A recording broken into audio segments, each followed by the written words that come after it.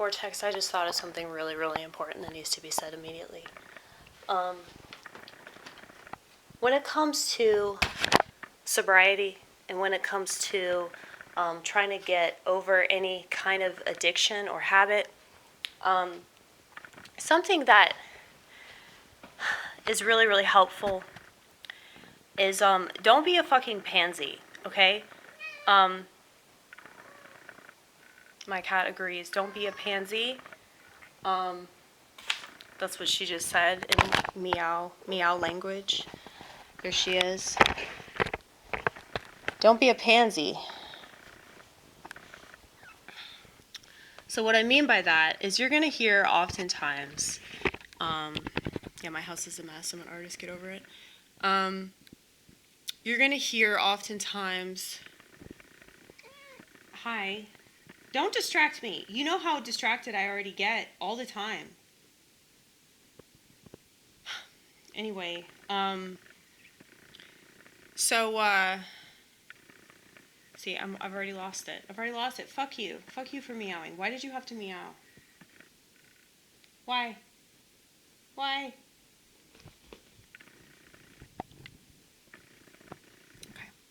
Well,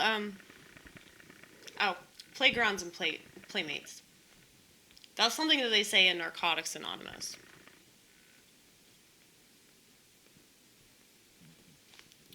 I don't agree with this.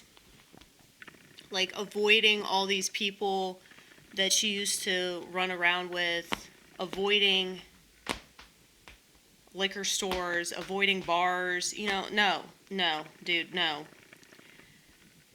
This is the problem with all these kids in the college, the colleges, the humanities majors, philosophy majors. They're getting triggered because they're told they're going to be triggered. And any decent therapist that's not just there for the money, but they really want to get you off the couch. That's the whole point of therapy, is to get you back into the swing of your life so that you're not, completely debilitated by whatever psychological dilemma led you to a therapist in the first fucking place. Okay? So, I'm sorry. It's so hard for me to stay on topic. I mean, as you probably already know. I know I'm drinking out of a styrofoam cup, which is made by Monsanto. You don't have to tell me. I'm conscious. Anyway, that's all they have at Steak and Shake. They have styrofoam, and then they have those the paper with the wax, which I actually think is worse for you. I don't know. They're all bad. Everything's bad here.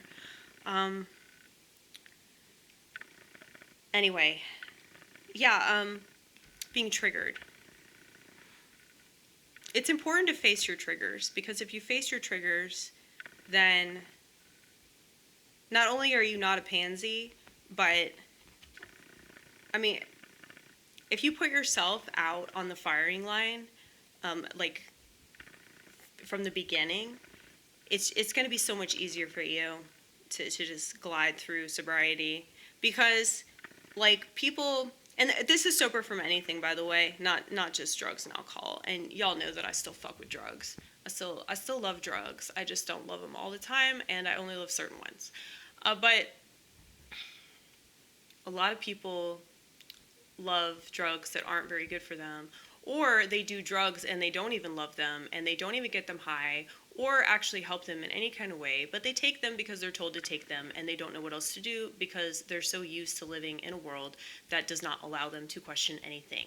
And I don't even think it's crossed their mind that anything that's suggested to them could possibly be wrong or immoral, So, I'm talking about psychiatric medication. Anyway, playgrounds and playmates. I enjoy cigarettes a lot. It's better for me to hang out with people that smoke, because then it's I can smoke through them. That's terrible. And what's gonna happen when they all vape instead? Oh. I guess I'll just have to I don't know, start hanging out at Waffle House more. Yeah, guarantee you, there's always somebody at Waffle House that smokes. So I'll just like pay them to smoke in my car. I don't know. Um, no, but I just love the smell of cigarette smoke. I've always loved the smell of cigarette smoke. I've just always thought it smelled really, really good. And I'll never get over that. But I think that there's, like, I kind of romanticize smoking in a way. I don't really romanticize drinking. Like, the way that people drink casually and, they go to a restaurant and they have a glass of wine, or, they're at a party or whatever, that maybe they get drunk. It's like, I was always, like, an obviously, like, trying to commit suicide drunk, so that's sort of what I romanticize for probably a really sick demonic reason. But the thing is, though, like, that part of me is still there. And I think that what I'm getting at here is that one of the main problems with the 12-step program, and they look at, like, character flaws as, like, defects. Like, you're like, that's literally one of the steps. I think it's step 6. And I was so stuck on that step. It's crazy because most of the people in Alcoholics Anonymous would get stuck on the 4th step, because that was the one involving taking personal inventory. I fucking aced that shit. Like, if the 12-step program was an actual class, I would be the fucking, what do you call it? A student. Just the 4th step, though. Just the 4th step. The step that was really excruciating for everybody else, I glided through that shit, baby. It was like I was trying to write a fucking book or some shit. That's the one where you write down all the people that wronged you and all the people that you wronged. Oh my goodness. I had a field day with that. Like, I enjoyed it, So it was really hard for other people to look at themselves, and they all said it was painful. And I was like, dude, I had a blast when I did my 4th step. So, yeah, it was obviously something was more complicated with me in my experience. But anyway, yeah, the 6th step was the one that I was stuck on for like 6 or 7 months. And my sponsor, that was the thing that she just stopped sponsoring me because she couldn't handle me. I was such a fucking mess and a half, So it's like, yeah, that's why I don't trust people. That's why I really don't trust women, because, like, people will say that they're your friend and they say they want to help you and all that shit, but they really don't. Like, they're just using you for their own personal gain. And, like, a lot of the time, especially when it comes to, like, authority like that, like, because it's really hard for me to vibe with women because I really don't like most women. So, I got attached to my sponsors because they were, like, older sisters, maybe even, like, the mom, like, the fucking birth mom that, I don't know anything about. It's like I could say that about my sponsor. It's like, but I do think that there's a lot of truth to that. Like, people that don't have a good parental figure in their life, or people that have an estranged relationship with their parents or whatever, it's like they're gonna search for that figure in other people. And that's also why you see people in really bad romantic relationships, because they had a bad relationship with their parents, and so they can't help but, transcend that into their future relationships. And that's true of friendships as well. I know this from, like, being friends with a number of narcissists that had really bad relationships with their siblings, and so it was like they kind of used me to replace that relationship with their sibling that they were always competing with. And, of course we didn't realize these things at the time, but the more you know, right? Well, anyway, I was talking about facing your triggers. If you face your triggers, you're a lot less likely to end up in the same bad situations. And Nothing will faze you. So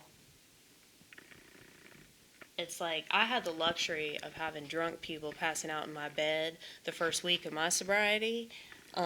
So it's like I got used to that. I got used to people doing, what I used to do all the time. But yeah, the point I was trying to make was like that's part of me. Like the part of me that drank a lot. The part of me that wanted to self-destruct. The part of me that was suicidally depressed and was trying to kill myself through vodka. Okay, that's still there. And I guess like I don't want it to go away. And I think that's why I struggled so hard with that step, um, about like removing defects of character, because I was like, I don't think that they can be removed. I think that was my issue the whole time. Um, hi, hi, chatty one. Hello.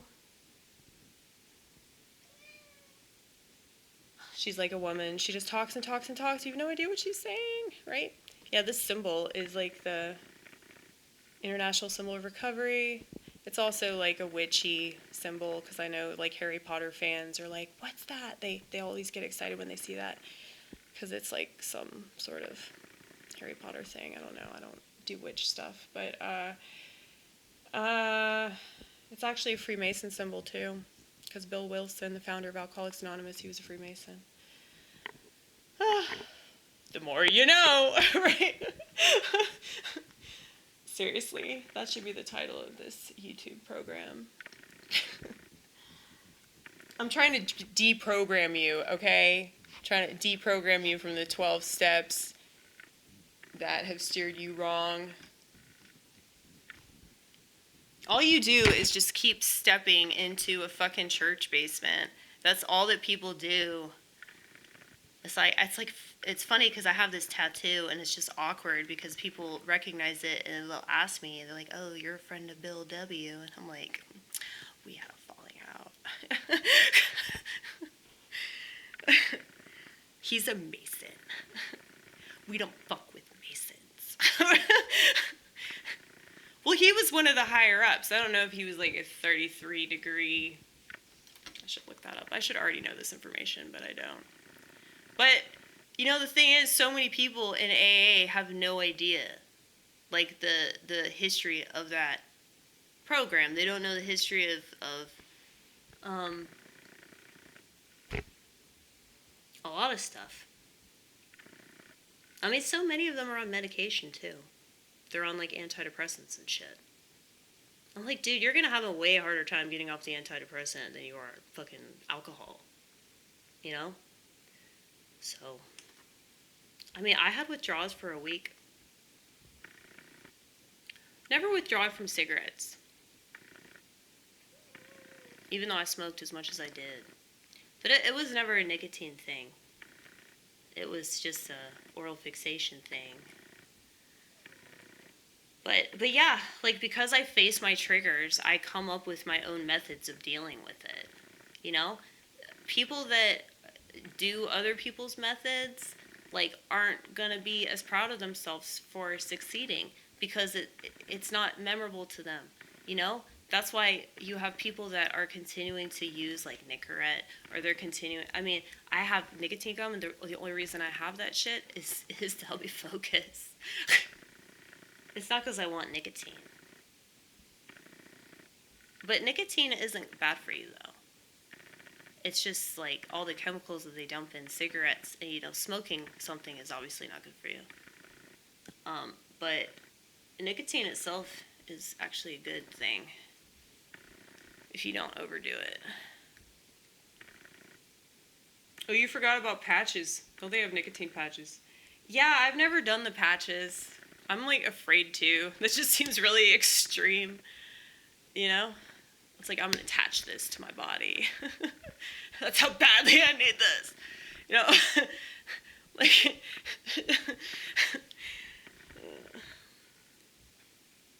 well, no, that's what people do with the phones. I mean, why do you think I go crazy about the phones? Like, I talk about that shit all the time. That's way worse than any addiction. I mean, I think the worst part about smartphone addiction is that it can't fucking kill you. Like, I wish that it would kill people, you know? And they talk about the AI takeover. Like, this is what they're referring to. AI has already killed people. Okay? Do you see all these dead people walking around? That's an AI corpse. Okay? Yeah, you're right. You're right, baby, you're right. I'm so right about so many things. It's true. It's true. She disagreed with me. That's why I tell myself, if I'm in a good mood, I'll tell myself that my cat is agreeing with everything I'm saying. If I'm in a bad mood, I'll tell myself that my cat is very disappointed in me and she wants me dead. Okay? This is a good night, alright? Be proud of me. But yeah. We don't get triggered by anything. You know? I mean, sometimes I want to smoke marijuana. But then I remember that it's not the same kind of experience that it was a long time ago. And, I mean, you know I still eat that shit. Isn't that right? You know that's right.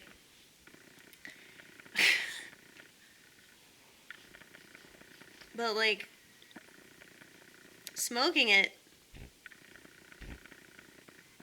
like I said, I had the nicotine stains. Like, but they were, like, cigarillo stains. Because that's how many blunts I was smoking. Just because I wanted to smoke cigarettes. But, yeah, I've smoked cigars. I really don't even like cigars, but I was smoking cigars the same way I smoke cigarettes. And cigars are actually worse for you because you're not supposed to inhale them, but I had gotten so used to inhaling them that, you know, my throat, like, intermittently hurts. Like, I know I've damaged my throat. So that's one of the main reasons I was like, you gotta quit everything. And it's gonna be hard, but, you know, you did this to yourself. So, that's also another thing, like, you should beat yourself up. Like, don't ever, like, I think, like, everything they tell you is wrong. Like, they fucking coddle your ass. They need to stop doing that shit. Beat yourself up. Beat yourself up. Like, because I think that being mad at yourself for doing bad things is good. Because it's like, yeah, you should, your body is a temple of the living God. And so it's like, if you're doing something to hurt yourself, just know that the God that's inside of you doesn't want you to do that anymore. Okay? So there's salvation. And you see that, at least I see that, just knowing that I don't have to go back to that anymore because I have a better choice. I have something inside of me that's telling me no, that it's so much better if you are uncomfortable. And if you just go through this brief period of being uncomfortable, it's going to really, really pay off in the long run. And, you know, I don't think that people can think like that, because, especially now, because their brains are so wired to just care about instant gratification and, you know, the TikTok video and scrolling and all. I mean, everybody's brain is a fucking slot machine. Like, what the fuck do you expect? It's so bad, dude. It's so bad. This culture is...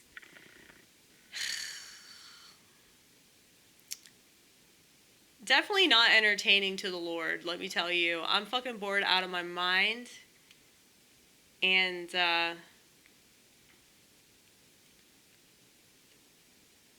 I just don't understand, like, how people aren't seeing this for what it truly is. But at the same time, I guess you do have to be psychotic or schizo or whatever to be able to understand, like, what's happening in your own country. And I think that most people are completely unaware of what's going on right in front of them, you know? And that's... it's probably pretty boring for the Lord. So, anyway, because everybody's doing the same thing, you know? It's like getting sober in New Orleans. You know, like, I kind of wish I'd done that. No, I've always wanted to go to New Orleans anyway because, like, I'm part black. You know, I act very black. A lot of people tell me that. I've had enough black people tell me that. Calm down. But also, you know, I love the fuck out of jazz. I love the fuck out of seafood. I love the fuck out of Cajun anything. Um, Gumbo. Gumbo! Oh my goodness, gumbo. Oh my goodness. Yeah, so jazz, gumbo, and drunks.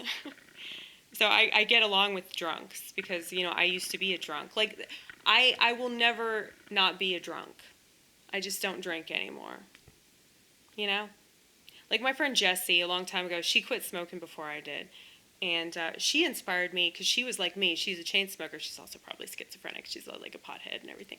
But she was telling me that she would never be a non-smoker. She would always be an ex-smoker. And I really, really get that. Because it's like, yeah, our natural disposition is to chain smoke, chain toke, chain drink, chain think. Okay, that's what we do. The reason why we do everything the way that we do it is because that's how our brain works. It's a cycle. It's just going and going and going. We're like a fucking hamster. So of course we're going to have an addictive personality. Of course we're going to be compulsive about the things that we do that are not very good for us. And it's like that goes along with our thought process more so than doing something really positive. You know, like exercising. I took a walk today. I was in a lot of pain. I was talking to my chiropractor and I was still in a lot of pain, but I took a walk because I knew that was better for me to do that. And now it's not as bad because I've been moving all day. So it's like if you're stiff, like it as painful as it is, it's better if you move around to keep your blood flowing, and then eventually you kind of get used to the pain. You just get over it. Yeah, I don't know if get over it is the right word or the right phrase. I don't think you ever get over it. I just think you get on with it. You know? That's another thing. I hear a lot of really good shit in A, but I feel like the sheep would say the same stupid shit, which is why I got sick of it. And I just got sick of the whole, like, social hierarchy of sobriety. It was just retarded. And you see that a lot in religion. So it figures that it would be in some pagan thing, a 12-step program, you know. I'm sure it's like that everywhere. There's always going to be that hierarchy. There's always going to be those people that want to control everything, and their ego gets in the way. And I know that definitely happened with, you know, sponsorship. And that's one of the reasons I don't agree with it. I just think it's really unhealthy. But maybe it's because I deal with women. You know, I did have a male sponsor, though. He never fucked me over.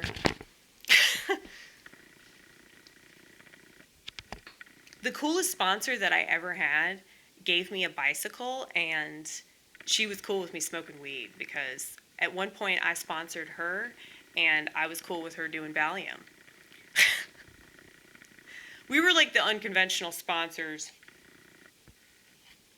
And that's one of the reasons I got out of it, because I'm like, I don't really agree with this method. I don't agree with this all or nothing approach, and I don't really think that God wants us to look at things like this. It might be safer for people to do it like that, like the kinds of people that have to stay away. I'm not saying go hang out at a crack house, but I'm just saying, like, you need to be comfortable with people doing things that you don't do around you. If you get over that, I mean, I think that you should push yourself to do stuff that seems like it's not wise, you know? Well, it's not wise because the sheep don't understand it, but the sheep are fucking weak. And it makes more sense to face your triggers than it would be to try to avoid them all the time, you know? So, I mean, it doesn't faze me to be around smoking. Like, I don't want to smoke when I'm around smokers. I don't want to drink when I'm around drinkers. I can just enjoy it with them without having to do it. It's like almost like I'm participating without, you know, having to actually, you know, relapse. So, it's good. It's very good. Well, hey, everybody else can vicariously play the hero or play the victim, so I can vicariously play a drunk, and I can vicariously play a smoker, so. Fuck you. Right? There you go. Did I show you guys this? I think I did a bunch of times, so let's do it again.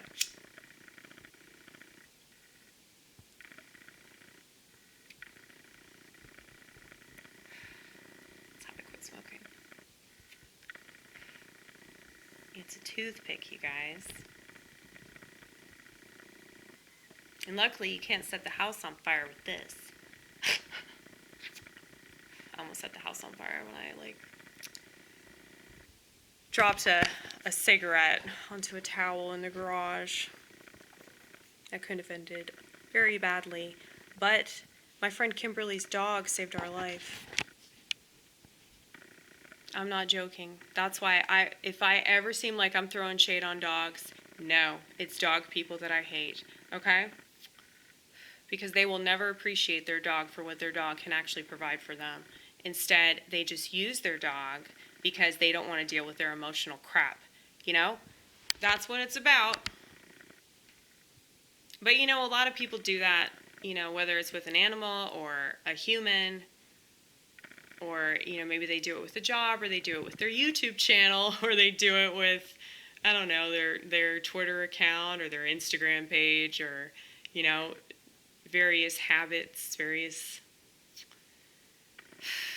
bad behaviors. I'm sure that I still have my own. But the thing is, there's no way that I couldn't know about it because I watched this channel. So I really think that if there were an award for the most self-awareness, I would get it. But don't worry, there will never be an award for that.